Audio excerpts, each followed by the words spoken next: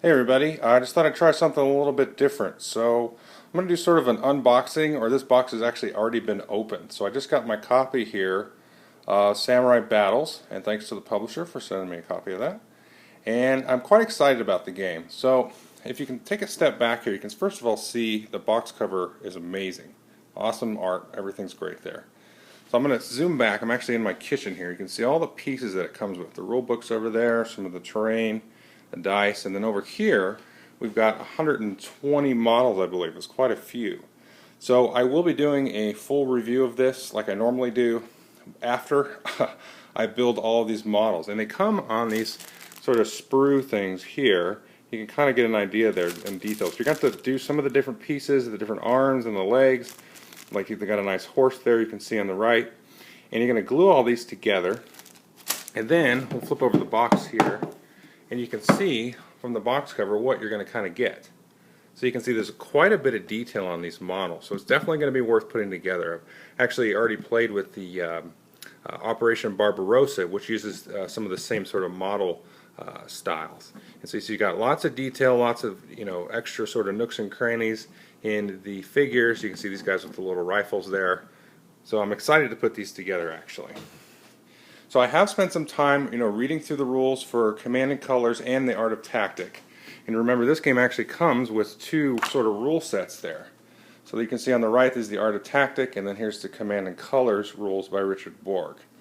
And now, from what I've seen and what I've read, this is basically going to be a lot like Command and Colors Ancients. Okay, I haven't played every Command and Colors. I've played Memoir and Ancients, and Abaddon I guess doesn't really count, and one other one I can't remember. So looking through the rules, you've got leaders, you got the different types of units that are going to roll basic types of dice, cavalry units, things like that, and you're going to have these little banners on the different units like that. You've got close combat, range combat. The leaders are going to provide extra sort of morale boosts, extra die rolls, and the leaders behave a lot like ancients. They've got support, and sort of if there's a retreat, you can have other adjacent units support them, things like that. Now the addition to the game that makes it seem like it's going to be quite a bit different is these dragon cards here. So I got two sets of cards. You got your basic command cards here. If we flip these over, you can see, okay, we've got your basic CNC, order 2 units and your center flank type of thing. And then you've got your other like tactic cards here. So it's just you play that for a special effect. But in addition, we have these dragon cards. And so during the game, the players will get a couple of these to start a scenario, and then have the option of drawing these on a turn. And these are going to be different kinds of things. You're going to play these sometimes with a command card, sometimes with an event. So this will say play after a successful close combat. And then you're going to need to pay a certain amount of these honor tokens, you can see by the number there, to play with the card. And over here we've got these honor tokens here, you can see that. And so you're going to start the game with some of these, and then you're going to accrue these for different events in the game, sometimes by rolling dice during battle. So you can see the dice here has the different unit types when you're trying to get a hit on the different units, as well as these honor and fortune sides. And you're going to sticker the dice with those. So when you roll that and do other things in the game, you're going to get these, and you can also get these at the end of your turn. But these are not just for playing the dragon cards here. You're actually going to need to conserve these, because when you take damage and get retreats rolled against you, remember, if you're familiar with CNC, if somebody rolls a flag, you're going to have to retreat possibly. And when you do that, you might be using up some of these honor and fortune tokens. So don't take this as a total rule summary. I'm just giving you a basic idea. It might be slightly incorrect on the exact thing, but you're also going to need to conserve these, because if you run out of these, you're going to end up causing a lot of chaos in the battlefield, and that unit's going to take more damage, adjacent units may take more damage. So this is sort of a way of maintaining a resource that you need to maintain to be able to play some really cool effects, but also help you, if you get a lot of damage and you don't want chaos basically occurring in your ranks. Okay, the other thing I wanted to show you is the, here we are, the Art of Tactic cards. Let me sit down here. So if you are familiar with the Art of Tactic from Operation Barbarossa, I've actually done a review on that. And Charles Cabell, I think that's the name right, he's also done a few reviews. And so basically what's going to happen here is you've got these pins like so. And there's two sides of these cards, and these cards are going to match one of the units on the board. And so you can see you've got this side here, which are all the different orders that you can give a unit, like so. And this side is sort of the different statistics. Now I don't yet know what all of these mean per se, but I've looked over the orders and it looks like a nice improvement over the Operation Barbarossa. So the thing that was tricky about that game is that you could give different orders. So what you do is you write down and mark it down on here, and then everybody puts their cards face down, and then they reveal them, and then you see what orders everybody did.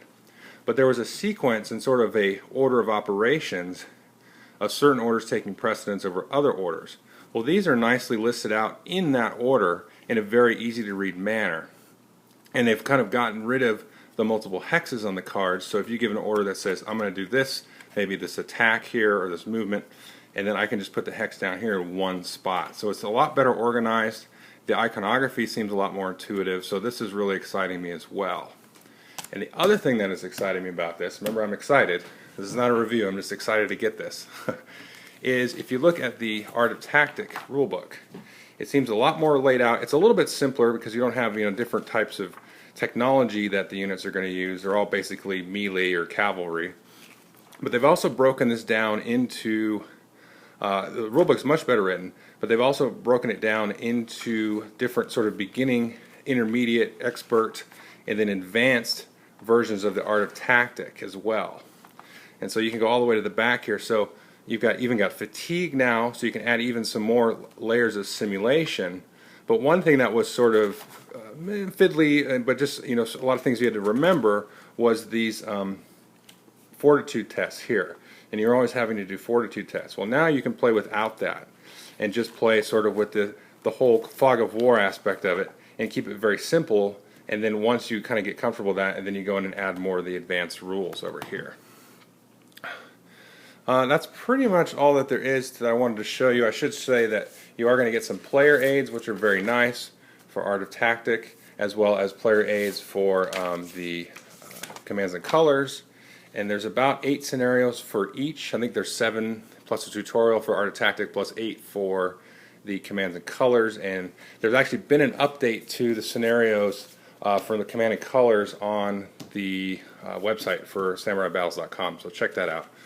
And then you've got the nice player aids here, and that's good because that's something that is really sort of helpful, with the different terrain and the different sort of idiosyncrasies with the units. The other cool thing is, let me just show you the board since it's sort of an unboxing. So you got these things here. I'll just punch one of these out.